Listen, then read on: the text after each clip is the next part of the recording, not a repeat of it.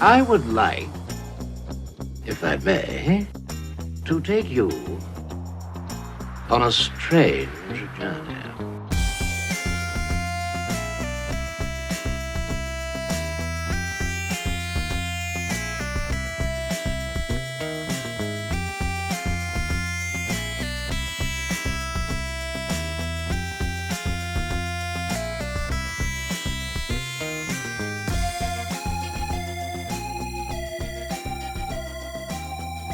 Hello and welcome to the Cultworthy Cinema Podcast. I've got two very special guests today, part of my favorite show, a podcast collective who've joined me over the last few years on this show to talk about only the finest in cinema, only the highest quality top-tier movies. I've got Kevin and Erin of the podcast That Wouldn't Die back on the show. Woo-hoo! Hi. Yay! Thanks for having us. Thanks for coming back. I feel like each and every time, I think this is the last time I'll ever speak to you again. You're abusing our friendship, is what it is. Right. What is that, my grandma? You think we're not going to make it? Or It's like we got through the pandemic. Now I'm going to try and kill you with cinema. I have a funny story for you too. Yesterday, I had a very lovely conversation on my show with a local film critic who paid me a very nice compliment. She was like, what I like about your show, Antonio, is that you are like very objective about the movies. You are a champion of cult cinema. You're an appreciator. You're not one of these, shit talking podcasts that just find the worst of movies. And I laughed because I'm like, well, tomorrow I'm talking to my friends from the podcast That Wouldn't Die about my demon lover because I specifically save my shit talking episodes for them because they're masters of it. And so I take a break from my pretentious soapbox of cinema must be appreciated to, oh, this is fucking terrible. And let's talk about it with my friends. This is rough. This is rough sledding. Is it rough? if they did not want us to talk shit about this film, then they wouldn't have made it. New Line Cinema, circa 1987, wouldn't have made this film. Dude, New Line Cinema, that's like a real, The house that Freddie built. That's New Line. They had to have a lot. They had to have a lot of work to get to where they're at today, and you could just ride on Freddie's coattails essentially through the 80s. Known for slashers in the 80s, and then they got into like the teen comedy realm. But this film, so I had never seen this film. Erin was talking to me just before we started recording, like, do you have some nostalgia of this movie? Is there like a deep-seated love from your childhood? Fuck no. This was something... I say liar. Thou protest too much. This is some shameful secret that you brought out to light, and I will just destroy it and mock it. Well, that's why I brought you on. But no, this is something from my childhood. If it was, I would defend it. Just like I defended Tango and Cash the other day. Probably one of the worst Stallone movies ever made. But there's I love Tango and Cash. It's not good. It's not good. But it's not good. How do you love it if it is not good? Well, I mean, it's objectively lousy. But it tugs those special strings in my heart. Right. It's you know like nothing was getting tugged in this movie. Obviously, this was a first-time watch for both of you. Yes. I remember the commercials, though. I was in junior high, and the commercials for My Demon Lover were coming out. Because you guys may not remember this. Scott Valentine was a minor celeb courtesy of Family Ties. Right. He was Mallory's painter boyfriend, Nick, with the earring and the same hairstyle that he's sporting in here. And that's what makes me wonder, guys, is like, what about Nick from Family Ties made someone at New Line Studios saying, you know who needs a movie? Nick the painter from Family Ties. Right. He was kind of monosyllabic. It's that thing where it's like, he's stupid but cute is kind of the attitude that they were trying to push on Family Ties. And they loved him so much on Family Ties. They tried 3 times to have a spinoff for his character. I remember. 3 fucking times. I remember. It's like, what, Boner from Growing Pains doesn't get a movie? Oh, man. No. I would have tuned in for the Boner show, whatever that was. Don't Google that, kids. Do not. I really did not know about My Demon Lover until like the last couple of years. So maybe Boner does have a movie that I just don't know. Boner is the friend of Kirk Cameron on Growing Pains. This isn't some Pornhub shit that we're talking about. But how did they get away with that, by the way? That the fucking best friend of the main character's name is Boner. His name was like Richard Stabone. Right. Is how they fucking like tried to sidestep it. It's still Boner, and they call him Boner 15 times an episode. Anyway. And Kirk Cameron was even churchy back then. Like, yes. Didn't he have like his girlfriend fired or something because he found out she posed in Playboy? Like, there's all these weird stories from back in the Growing Pains days. I don't know. We're not here to talk about that, but we should. We should. All right. So My Demon Lover, 1987, a comedy horror film directed by Charlie Loventhal and written by Leslie Ray. This was written by a woman. We will get into that, I'm sure, in the conversation. It is about a woman named Denny, and she's had a string of bad relationships. She falls in love with a homeless man named Kaz, played by Scott Valentine, but doesn't understand why he flees her apartment every time she wants to get intimate with him. He eventually tells her the truth. He's under a curse that causes him to turn into a demon every time he becomes aroused. Meanwhile, someone called the Mangler has been attacking and maiming random women in the city, and Kaz worries that it's him. Okay, so like first and foremost, before we even get into that ridiculous plot, this movie is rapey as fuck. Rape's so funny. Oh, yeah, this is the 80s. 80s rape was played for jokes all through the 80s. It was ridiculous. Like, go watch fucking Revenge of the Nerds. I mean, definitely like the pinnacle where people go back and now they're like, oh my God, I used to think this was funny. And I still think there's a lot of I still think it's funny. But at the same time, I was just like, yeah, my mom let me watch this. What the hell? Porky's. I mean, all of these things where it was just like, this shit would not fly. If this came out high on cocaine, they weren't watching what was going on. Well, the audiences were. They didn't seem to mind. If they pushed this, if they made Porky's today, they'd all be in handcuffs. No question. No question. Oh my God. I think it's funny that we're 7 minutes and 43 seconds in and Erin's already mentioned cocaine. That might be a right. It's the 80s. Oh my God. I told you I watched Porky's, I don't know, 10 years ago. And I'm like, I think I'm mentally ill or at least I was, because I thought this was the funniest movie I ever saw. And I saw it at the theater. And now I'm like, oh my God, this is so horrifying and disgusting. Yeah. Animal House is the same way too. Like I still like Animal House. It's rapey though. Yeah, going back and watching it, and I was like, okay, so like also, Donald Sutherland is the nice guy in that, but he's also the professor and he's banging a student. I was like, I don't remember the context of that because I wasn't in that age range yet to find it disturbing. And now I go back and watch these movies. I'm like, I should have just left it on the shelf. Just appreciated it. I totally knew girls who were banging their professors in college. Yeah, okay. Well, there's an extended like date rape hilarity moment where it's like he's trying to decide whether he should have sex with his passed out date for the evening. Right. His 12-year-old passed out date. Yeah. Right. It's revealed that she's like 13 or something ridiculous. And the mayor's daughter, always a good one. I like how back in the old days, if you were like 12 or 13, they got you at the register. They had different employment laws back then. Totally. So this is my first question about this movie, guys, is that the fact that it was written by a woman, I didn't really do much research on her. Shocking. She's playing it for laughs, and this could be like a proto/meta reflection of what the toxic male mentality was of the 1980s and how coulda all these dudes were always catcalling people and blah blah blah. but she goes on a really roundabout way to get there.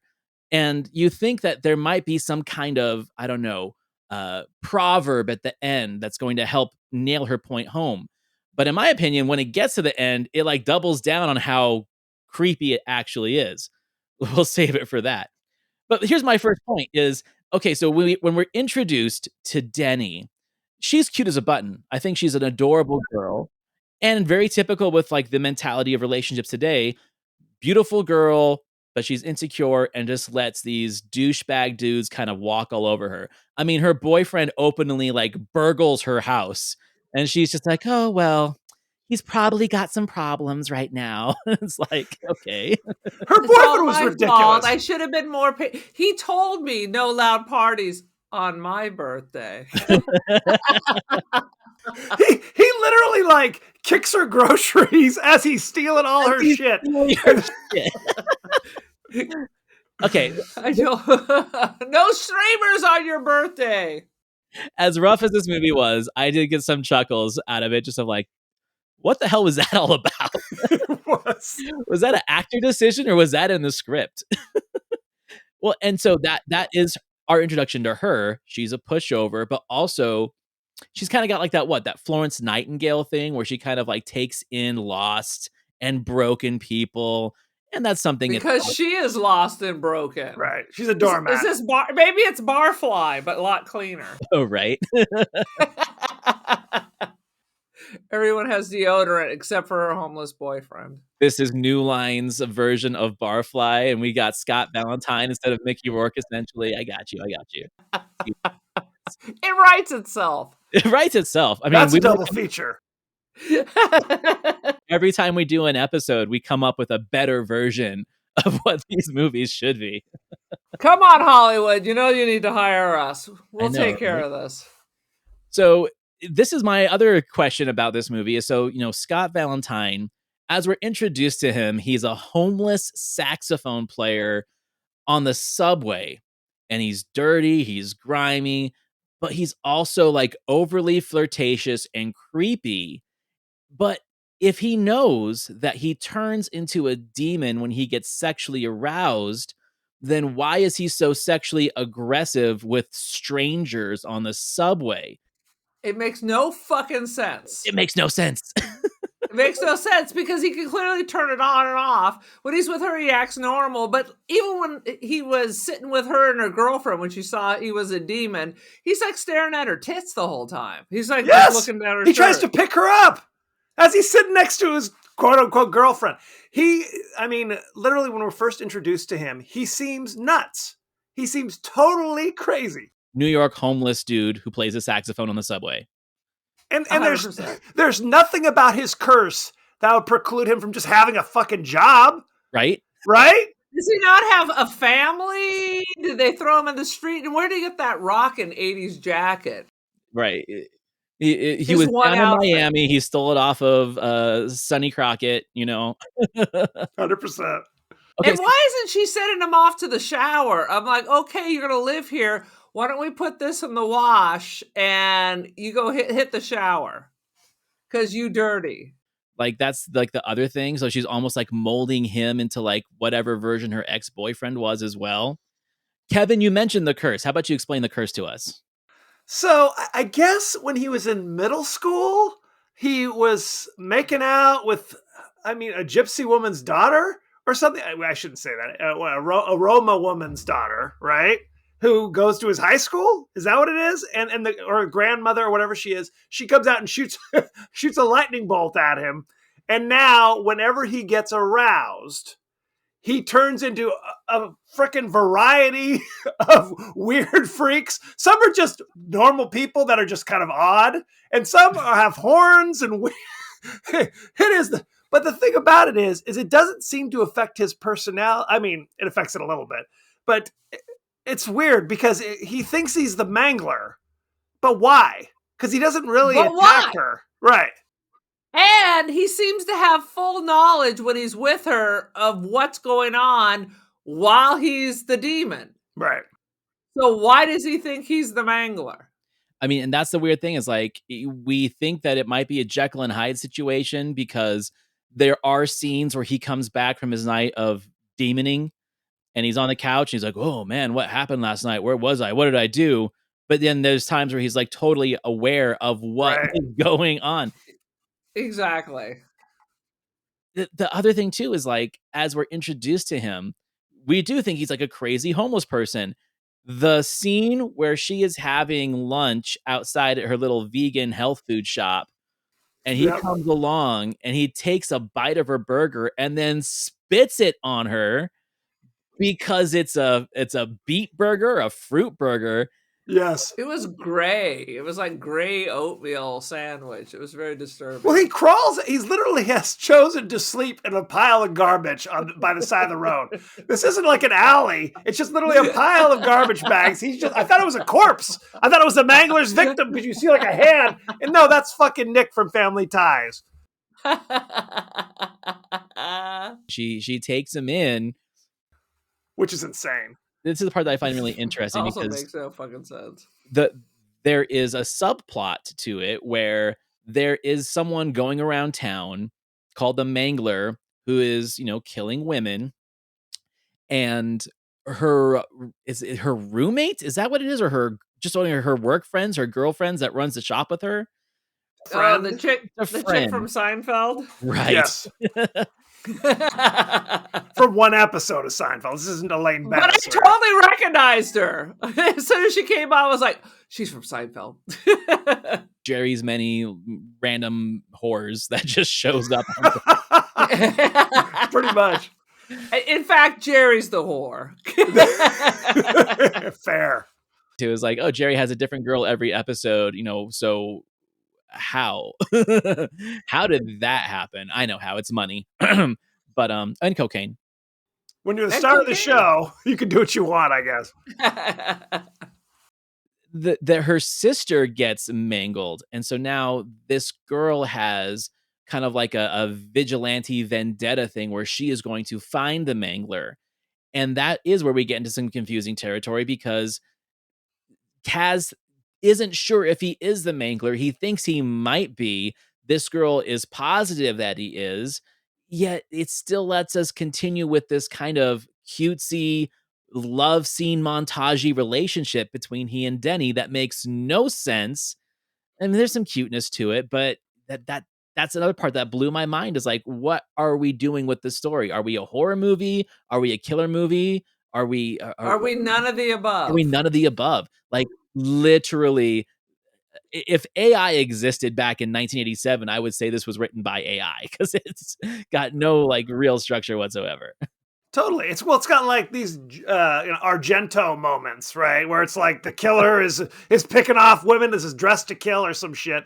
But it's scary. I mean, granted, I guess this is a comedy, but then why even have that subplot? Why is there a serial killer on the loose if this is a comedy? This is true. Because you can have that stupid chase up the cast for the last 3 hours of the movie. You couldn't have that without that. We haven't talked about Putney Swope as like the kind of street peddler who also knows a lot about curses, and kind of becomes like the Mr. Miyagi to Kaz. Right. Well, he sees Nick. I'm just gonna call him Nick. I'm not calling him Kaz.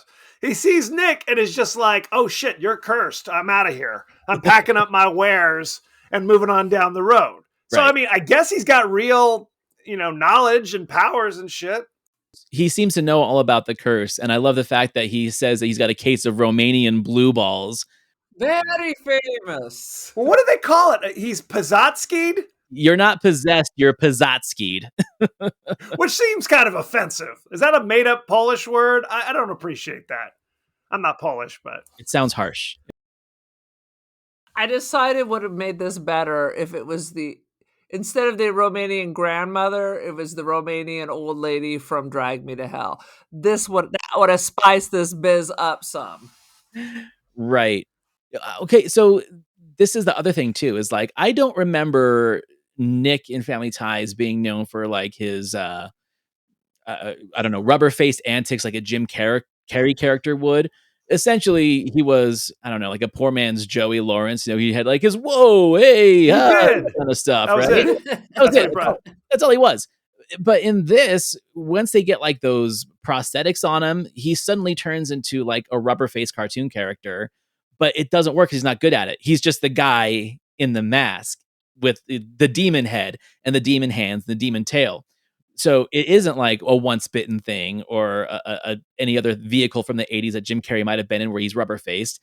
It's just him in the mask. And so it doesn't work. Maybe it's called limited acting skills. It's called this is all we could afford with our $4 million budget. The fact that he changes into a different freak every time makes no fucking sense either. Makes no sense. Is it based on how horny he is? Because that was one of the things that crossed my mind. I feel like the closer he gets to like getting laid is how further he gets into like his demon form. So when he was just the fat old man, he was not really into it. But by the end, when he's having sex with Seinfeld lady, now he's got wings and stuff. Oh, dude. I mean, that's the thing about this. Number one, they deliberately chose him to have different personas or whatever because they didn't want people to be like, oh, you're like a werewolf. Right. They want it to be like a fucking grab bag. God, Lord, the werewolf would be better, I think. It would be a choice. At least it would have been a choice. My werewolf lover. I like it. Boom. My werewolf lover. So since we're kind of getting there, let's talk about the stupid Mangler plot first, because there's detectives after the Mangler. There is her friend, Seinfeld's lady from one episode, going after him, and she's kind of got like a demon hunting spear that she got from like her apartment, right? She's all no explanation whatsoever. It's just part of it. And so she's convinced that he is the demon. She's trying to kill him. And she has like this ruse to get Denny out of the apartment so she can go in there and kill him. But what we don't know is that the incel that hangs out with Denny and her friends at the bar just so happens to be the real Mangler. Because why else is he there? You know what I mean?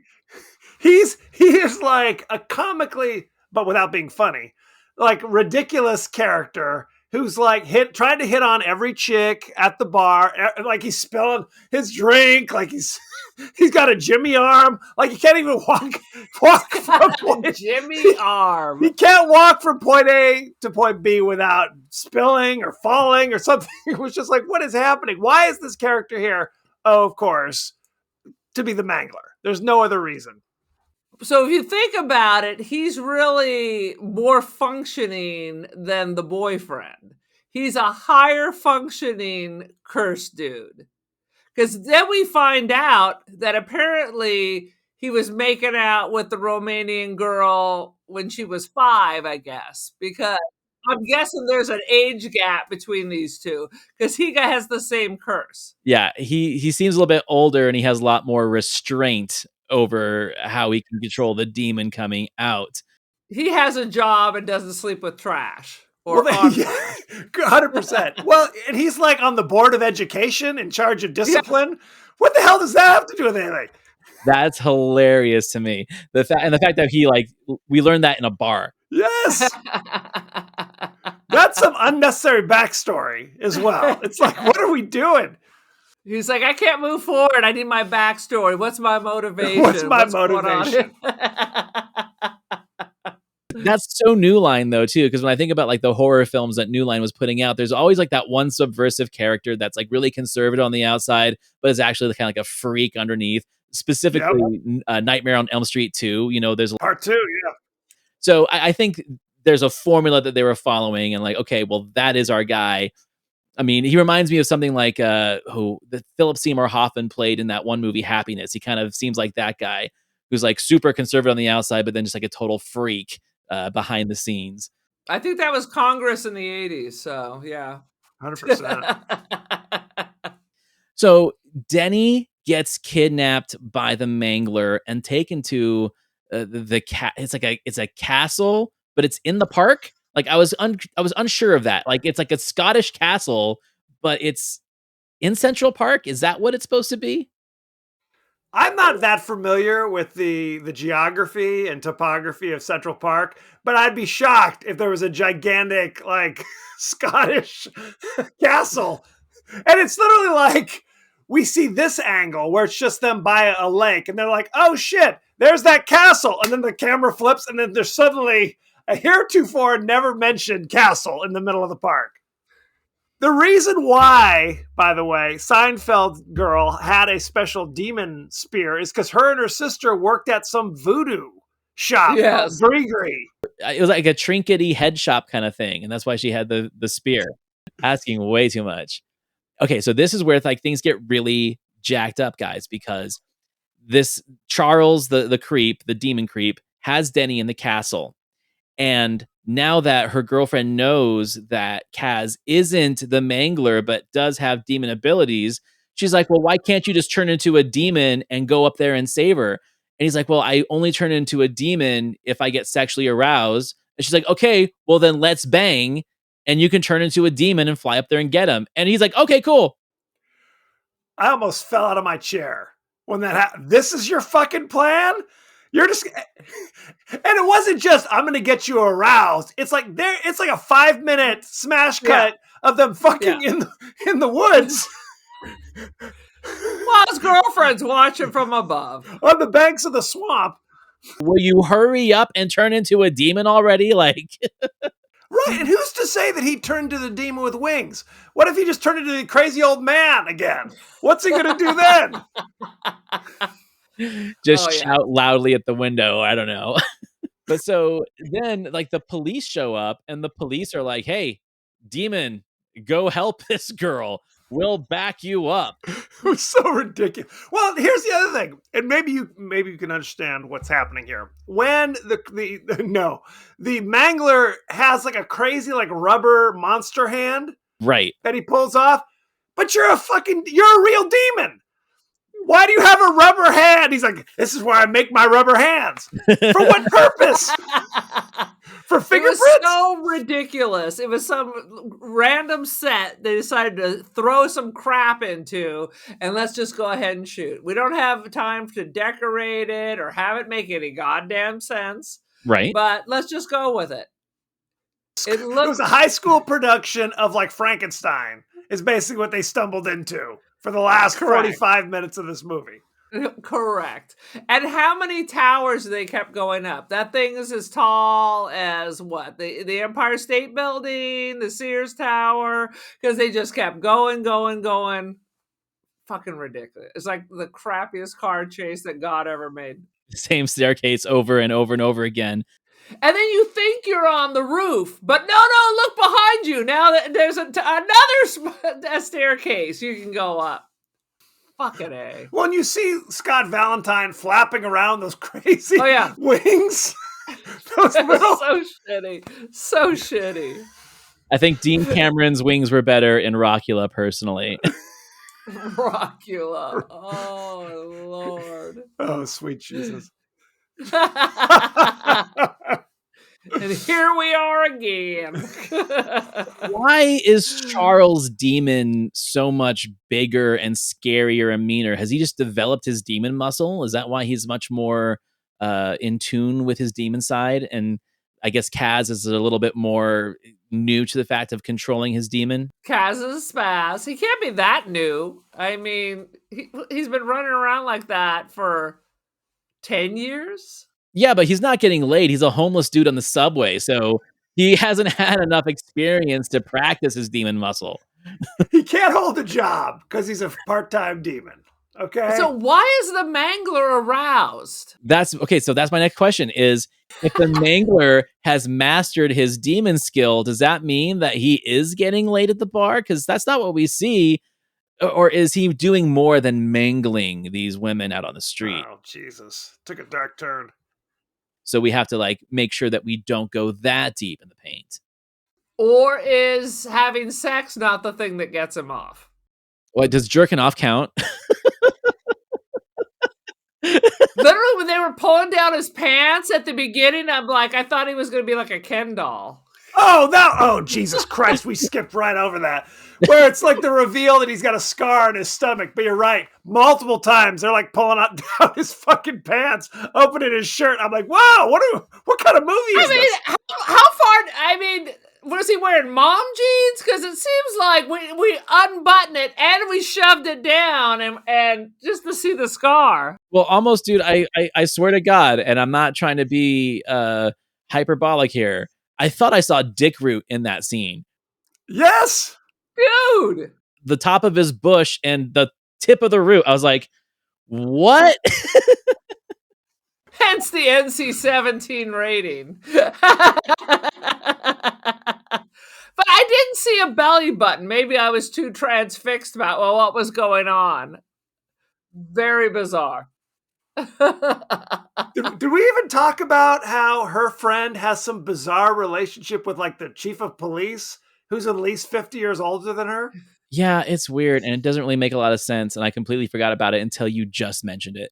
I was too busy looking at her sweater throughout the movie. I was like, oh, Jerry definitely had a point. This girl's really, really hot.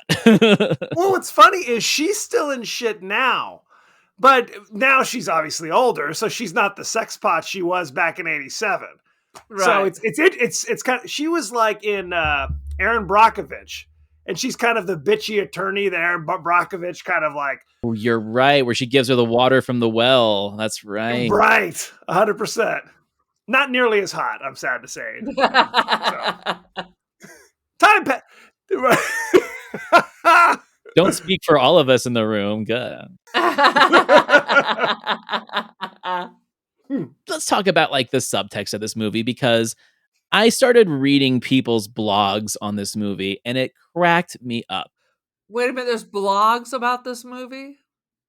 Blogs about what this movie actually means. You know, there's people who are trying to give this a lot more relevance that we obviously know isn't there. But let me read this one blurb that this one blogger wrote about it. And she said, I feel this movie is consequently a horror comedy of sorts in that it's a shape-shifting demon and a deranged serial killer. But the true horror of the film's core is man's monstrousness, particularly when it comes to women. It's about how sex and lust and a deeply misogynistic society's angry insistence that men score with as many attractive babes as possible transforms them into monsters, grotesque creatures of id and ego who care about nothing other than sex, regardless of consequences.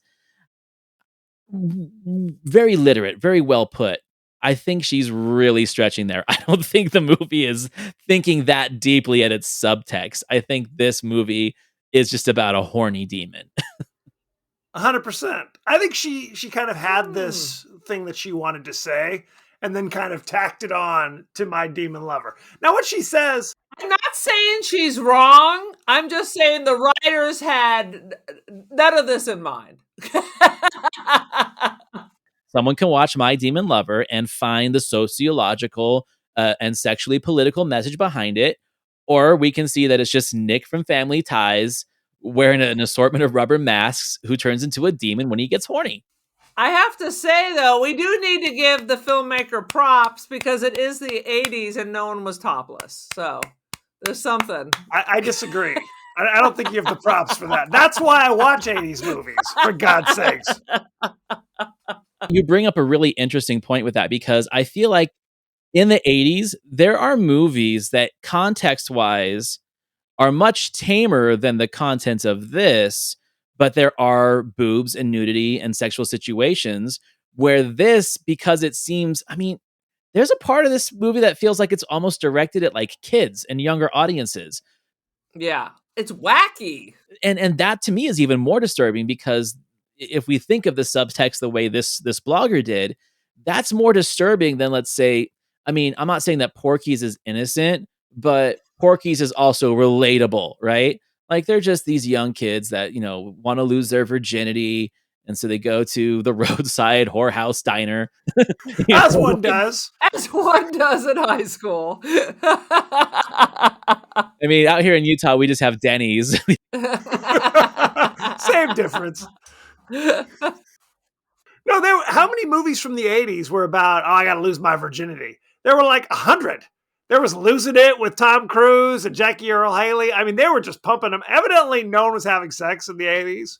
So it's just desperate. I have to find a roadside whorehouse. Well, shit, Losing It, they have to go all the way to Tijuana. With Shelley Long. God, I think I saw Losing It too. The next day? Right? Oh, no. Still losing it. Still losing it. Lost it.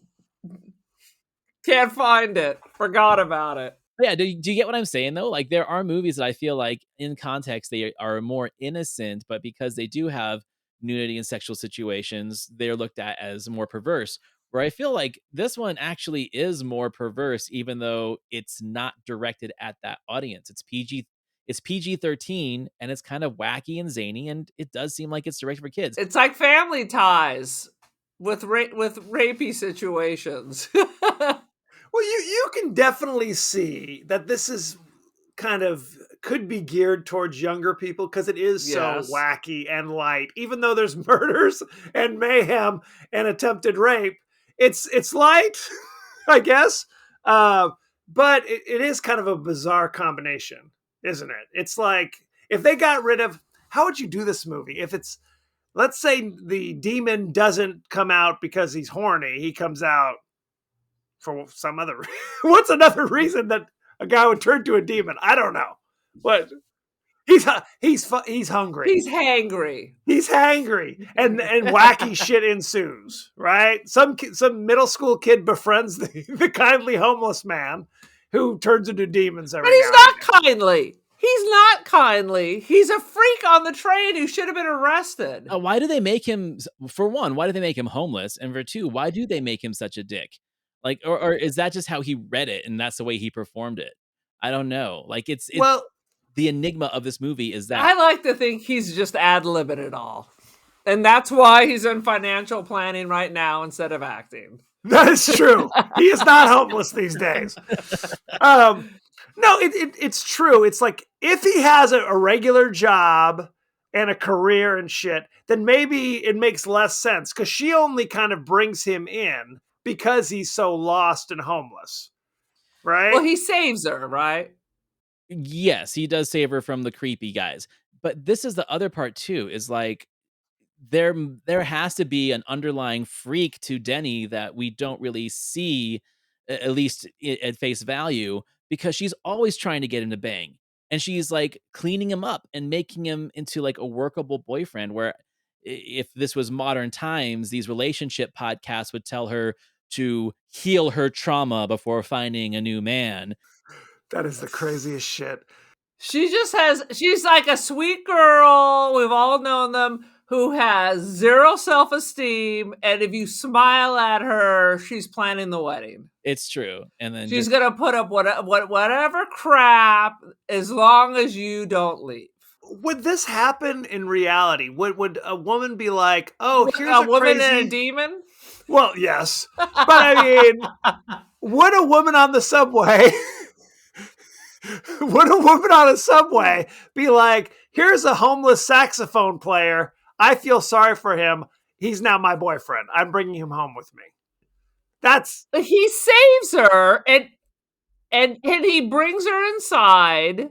And I don't think she wants to be alone because people apparently just, she threw her house key out to everyone. So people are coming in and out and are attacking her, robbing her. So she doesn't want to be alone. Well, she said the dog left her. Yeah, even the dog left her. The dog was like, I can't put up with this shit anymore. It's too sad. But you know what? I have a feeling that they basically said, Nick, when you're walking down the street, we're going to have all these beautiful women walking by. Just bebop and scat. Get in there, just ad lib. What are you going to? Because otherwise, just go for it. If you think about it in that context, then that scene kind of makes sense. Because it has nothing for the rest of the thing. He's trying not to get aroused. And here he is basically assaulting these women who are just trying to get home from work. Like the script is being written as the movie goes along. He's like, oh shit, Yes. I got to change how I'm playing this guy. I've been a total dick this whole movie, and now I have to restrain myself and not turn into a demon. And take cold showers while still wearing my homeless clothes. Yeah. And should we talk about when he's crazy? He's Richard Marx, but when he's free of the demon, now he's got a mullet, because that's how you know when you're good and true. Richard Marx. He did have a Richard Marx thing going there. Yeah. Again, like, so Scott Valentine, I can't say that he's bad in this movie. He's definitely something. You can't? I can't. I feel like he doesn't even know what he's supposed to be. And that's entirely his fault. That could be the director's fault. It could be the script's fault. But like, boy, that you're giving so much leeway. I can drive my car right through it. Right through it. I can fix him, Erin. I can fix There we go. He's moving in. Look out. Kaz has got his saxophone case and he's knocking on your door. He's here. You can take him to Denny's. Not that Denny's. Things can happen once you start. Then there's a lot of cold showers, I guess, according to Scott Valentine. Doesn't he look like Frank Stallone or somebody? Just a little bit? He looks like any 80s dude with that haircut and that sports coat from like any Michael Mann TV show. So does that mean Italian? Is that what that's code for? Hey! Well, I just mean his face was kind of Stallone-y. And the fact that his character Nick kind of talked like Stallone. Hey. Nick, okay, so that threw me off a little bit because I'm so used to this guy being Nick. I just was not ready to see him speak differently and play differently, even though he looked the same, right? It felt wrong to me. And it did rub me the wrong way at first. And then eventually I kind of warmed up to his performance. But it is that one thing. It's like if I saw Urkel playing something other than Urkel, I wouldn't even know if it was him or not. Well, what if this was Urkel? Would that make it better or worse? Oscar winning.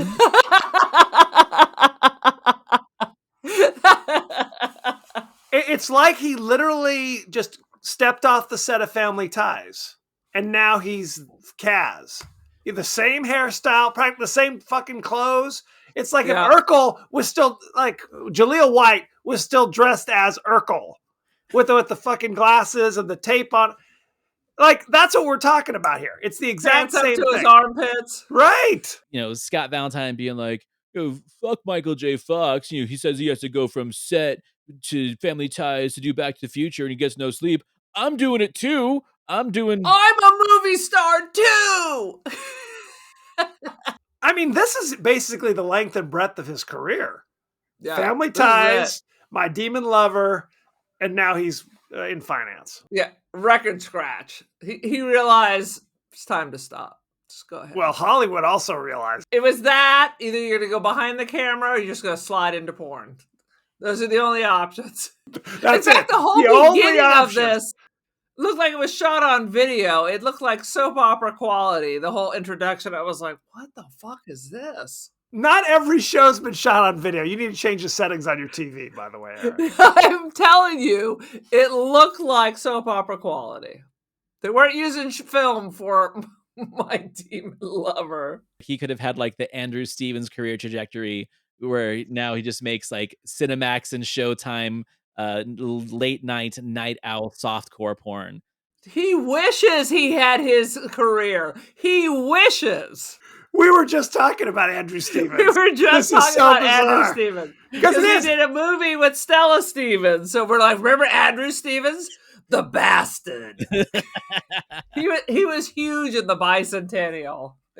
He was in The Fury and Night Eyes. So he's covered all the bases. Oh, I think he was in all the Night Eyes, Kevin. Well, do you want Tanya Roberts or do you want Shannon Tweed? I think one of them had like Shannon Tweed's little sister. They're right. It's an all-star cast. Okay, how about this? We need to bring the Night Eyes series back. I feel it's been slept on for too long. Slept on. Slept on. Like, they're throwing any kind of shit on Netflix these days. Bring back the Night Eye series, or what was the one I'm thinking of? Now they have spicy Hallmark. It's like Hallmark, but there's no princes and they kiss. This is true, and they have Pornhub, so like no one cares about production value anymore. Art, god damn it. Production quality. Didn't they re-edit Caligula? Didn't they re-release Caligula? They keep doing that. Like, so I have a re-edit from like 10 years ago, and then someone put together all the re-edits and put it in a big fancy box set, and it's like, I don't need a $50 version of the Cum movie. I'm sorry, it's fine. I'm good. I need 20 straight hours of Caligula. God damn it! Angry Malcolm McDowell. I watched the documentary on Bob Guccione, and they said the main actors were not so aware of everything that was going on. A lot of the orgy scenes were all shot later. Yes. Yes. They thought they were making some PBS shit. Yeah, little did they know. The newest edition of Caligula only has like 4 minutes of Malcolm McDowell, and all the rest is just hardcore Italian Roman porn. That's all it is. It is basically all the hookers that Bob picked up on the way to set. Where can one get that edition? Just out of curiosity. Just out of curiosity, in case someone, a Secret Santa, or if somebody asks, what can I tell them? They can pick up the straight porn edition of Michael McDowell waving in the background. You just had your wedding anniversary. That seems like a perfect gift for your wife. That's the gift that keeps on giving. That's anniversary like porn. It's a healthy That's how you'll frame it. Never mind the children getting their head smashed into the wall at the end. That still is kind of You fast forward through that shit. Open up a bottle of wine, light a candle. Italian wine. Make it a theme night. And some fava beans. I think the end of the day, guys, I don't know who this movie was for, because it's not a romantic comedy and it's not a horror movie. It's an enigma. Like, this isn't something you would take a date to, but it's also something you're not going to watch with the boys. I don't understand what this movie's goal was. Because you're not really excited about them getting together. I mean, I assume he's still going to act like a freak, except that he gets to have sex now without changing. Well, and they pass the curse along to the poor street peddler. Yeah. So now he's fucking cursed. It's like, what are we doing? It's played for laughs. Now he's a rapist. I was really hoping it would pass over to her, and then he's going to just say, "Let's just go ahead and have sex anyway." Even though she's like a crone, there's worms coming out of her nose. He's like, "Let's go, let's go." when the street peddler said that you have to pass it to whoever's closest to you, I thought they meant like emotionally. I didn't realize just whatever poor bastard happened to be walking by. Emotionally. I did. I thought it was going to be like, well, now your girl's going to have the curse. Is that what you want? No, then he'll take the sacrifice. This ain't that kind of movie. He's like, who cares? Played for laughs. Played for laughs. The guy who tried to help me. Fuck him. Now he's a murderous rapist on the road. Good times. But do you have to be a rapist, or is that a choice? I don't know. That was why I asked at the very beginning. Is he just that way? That's what I mean. He'll never get laid, so he'll just shoot his shot and just accept the fact that no one's ever going to shoot it back. I don't know. He can't shoot anything. I thought that was the whole thing. Well, and that's why the opening scene, we keep going back to it. That's why his whole behavior before he meets Denny makes absolutely no sense at all. Because you think he's like trying to live like a monk or something to keep the demon inside. Yeah. The demon's not appearing at that point. That's just him going to get some groceries. That is his base level of operation. Base level, exactly. That's him on a good day. Last year we did Emilio Estevez in Stephen King's film Maximum Overdrive, and we were baffled by that movie. We admitted there were some fun moments and we could laugh about it. Suddenly it makes perfect sense in comparison. It's like a Schindler's List compared to what this is. You mean you only watch it once and then you never have to watch it again? And they show it in school. Oh no. No, like this movie, there's really no redeeming qualities for it. I mean, I defended Scott Valentine a tiny bit, but that's it. Like this movie, I'm glad. Okay, I'll put it this way: I'm glad that I was able to watch it and discuss it with you guys. But had it not come across my way, I would have been totally fine not seeing it. Where Maximum Overdrive, I mean, they run a kid over with a steamroller, and they laugh. Ha ha ha. Well, I've seen Maximum Overdrive a few times in my life. It's not something I seek out, but I have been confronted by it. This shit confronted, it just appears. You're compelled to sit down. This movie, I mean, we're laughing about it and having a good old time. This movie is not a movie you want to watch. No, you will not be laughing if you watch it. As I say, it is no cannibal holocaust. There's no Caligula. It's no Caligula. There's no Caligula. No, but even the film completionist in me that likes to like check movies off of his Letterboxd account and say, "Oh, I finally saw this one." I was fine not seeing this one. But like I said, I brought it to the show because I knew you guys were going to be on the show and we needed a movie that we could tear apart like this. And there's no one better in my circle that does it than you guys. So bless you, sir. Well, and I tell people we don't seek out these kind of movies. It just happens. We see good movies too. We try to see good movies. God damn it. I think it's all in your marketing. That's the problem. Yeah. Like, if you stop posting those "what the fuck" memes, that's Kevin's soul. That's Kevin's soul. Touche. Even though 99% of the time TikTok removes the sound, blocks it from FYP. There's an arrest warrant for us in China somewhere. So yeah. Oh, you bastards! All right. Well, this was a blast. Who recommended that to you? It was one of the people that was for the Siskel and Ebert show. So on my Siskel and Ebert show, we take listener requests like, "Hey, give us a movie that Siskel and Ebert reviewed and we'll do it on the show." So they sent this my way. But guess what? Siskel and Ebert never even reviewed this movie. No. So this is a Ring situation. So you got to double down and force them to watch something out. One, because it's a fraud. And two, for just the torture effect. Yeah, you got to ring them. Right.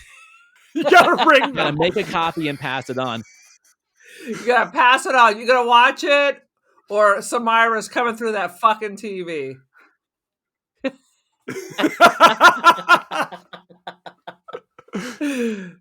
This is a blast as always. So how about your show? What do you guys got coming up? This is roughly the third week of January. We're about to go into February, Valentine's Day. You guys got anything planned for the show? Any romantic? Oh yeah, we're going to record our version of this in about 10 minutes. Our version, Taylor's version. Yeah, we've got let's see. Right. We have Salem's Lot, the new one, coming out. We have The Substance coming out.